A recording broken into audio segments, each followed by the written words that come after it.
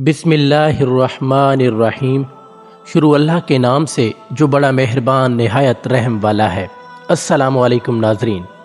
حضرین کرام، زمانہ قدیم میں اڑنے والے تخت کو صرف طلسمانی اور دیو ملائی قصے کہانی کا حصہ سمجھا جاتا تھا، لیکن اس جدید دور میں بنائی گئی سائنسی طریقے، راکٹ، ہوائی جہاز اور جیٹ پلین نے ثابت کر دیا ہے کہ بنی نوع انسان کے لیے ہوا میں اڑنا کوئی مشکل کام نہیں ہے۔ لیکن آج سے ہزاروں سال قبل اللہ تعالیٰ کے پیغمبر حضرت سلیمان علیہ السلام کو ایسی اڑنے والی تخت عطا کی گئی تھی جو آج کی جدید ٹیکنالوجی سے بنائی گئی مشینوں سے کئی گنا تیز اڑتی تھی، اور اس کی خصوصیات اس قدر زیادہ تھیں کہ آج کے ہوائی جہاز اس کی 10% تک نہیں پہنچ سکتے۔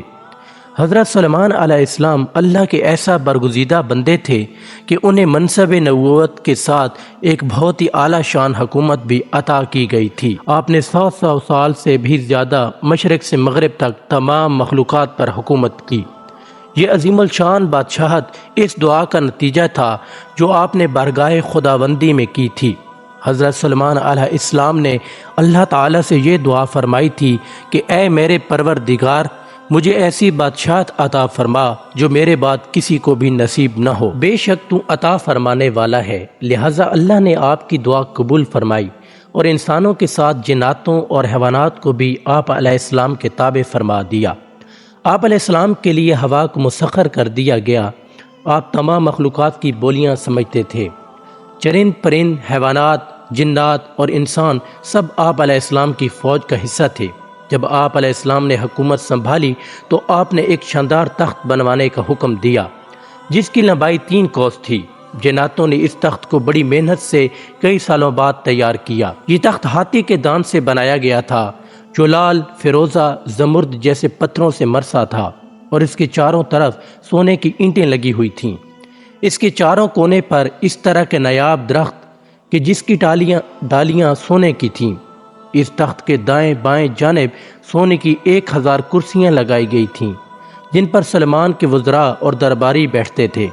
اس تخت کو تخت طاؤس بھی کہا جاتا تھا۔ جب حضرت سلیمان علیہ السلام اس تخت پر تشریف لاتے تو تمام پرندے جمع ہو کر آپ کے اوپر سایہ کر لیتے۔ جب حضرت سلیمان علیہ السلام حکم دیتے تو یہ تخت ہوا میں معلق ہو جاتا اور ہزاروں کوس کا سفر چند لمحوں میں کر لیتا۔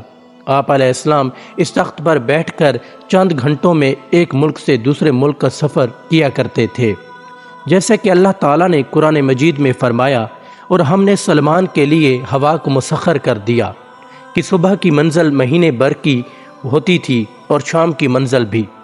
اس ہوائی سفر کے دوران پورے راستے حضرت سلیمان علیہ السلام سر جھکائے اللہ کے ذکر و شکر میں مشغول رہتے۔